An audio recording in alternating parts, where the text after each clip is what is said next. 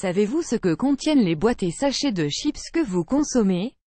S'agit-il de pures pommes de terre ou est-ce qu'il y a d'autres additifs chimiques dedans?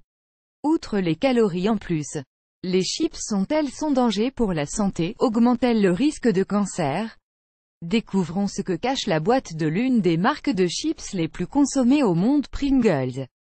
Les chips sont des tranches de pommes de terre fines qui sont frites dans l'huile. Elles sont normalement assaisonnées au sel, mais aujourd'hui, elles se présentent sous différentes saveurs et arômes. Entre fromage, sauce piquante, barbecue ou encore oignon, le choix est large, pour le plus grand plaisir des gourmands. Prises pour caler une petite faim, les chips sont appréciées par les adultes mais aussi par les enfants pour leur goût. Bien qu'elles soient décriées pour leur caractère calorique, elles restent tout de même très prisées et ont même été détournées en version plus healthy, soit cuites au four. Add choice CES advertising red invented by Tids Add choice CES advertising red invented by TEADS. Cependant, les inconvénients que présentent les chips dépassent de loin les calories ingérées en plus. En effet, les chips représentent un réel danger pour la santé et ceci revient principalement à leur méthode de fabrication. Les boîtes de chips qui remplissent les grandes surfaces renferment beaucoup plus que des lamelles de pommes de terre.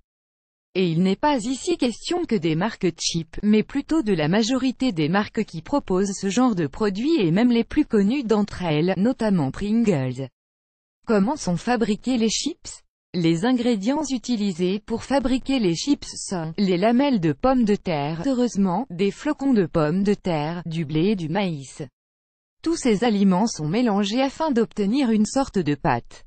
Celle-ci sera ensuite placée dans des moules pour avoir la forme finale des chips. Les chips sont ensuite frites dans l'huile, séchées, puis aromatisées avant d'être emballées. Pourquoi les chips sont dangereuses pour la santé?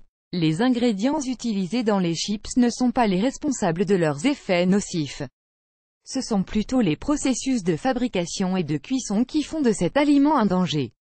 Add choice CES advertising red invented by Tids Add choice CES advertising red invented by TEADS plus grand que en effet, le processus de préparation des chips entraîne la formation d'une substance chimique que le CIRC, Centre international de recherche sur le cancer, a classée comme potentiellement cancérigène pour l'homme, l'acrylamide. Cette matière a tendance à se former dans les aliments riches en amidon, pendant leur cuisson à haute température, notamment durant les fritures. Elle est le résultat d'une réaction chimique entre l'aspargine, un acide aminé, et les sucres. L'acrylamide se retrouve ainsi dans différents aliments, notamment les biscuits et les chips évidemment. Tenant compte de ces faits, les chips peuvent donc être considérées comme dangereuses pour la santé. D'autant que l'acrylamide est classée comme cancérigène et génotoxique par l'European Food Safety Authority, EFSA. En plus d'augmenter les risques de cancer, elle peut endommager l'ADN. Rappelons toutefois que ces informations sont tirées des résultats d'études menées sur des animaux. Celles menées sur l'homme restent peu concluantes. Or, cela ne veut pour pas dire que cette substance est innocentée. Add choice CES advertising red invented by Tids Add choice CES advertising red invented by TEADS. Par ailleurs, les résultats du projet HEATOX, Heat Generated Food Toxicant, ont démontré qu'il existe d'autres substances formées lors de la cuisson des chips et pouvant être cancérigènes et toxiques. Les données de ce projet ont conclu qu'une cuisson à haute température entraîne la formation de 800 composants. 52 parmi eux peuvent conduire au cancer. Comment limiter l'exposition à l'acrylamide, étant présente dans différents aliments comme le café, le pain grillé, et les frites ou encore les chips? Il peut être difficile de l'éviter complètement. Toutefois, il est possible de réduire l'exposition à cette matière.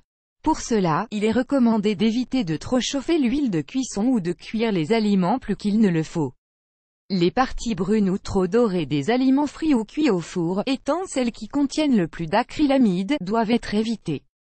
Enfin, il est important de rappeler que la consommation de tous les aliments transformés, souvent riches en sel, gras et sucre est fortement déconseillée, parce qu'elle augmente les risques de surpoids, de cancer ainsi que de maladies cardiovasculaires et de diabète.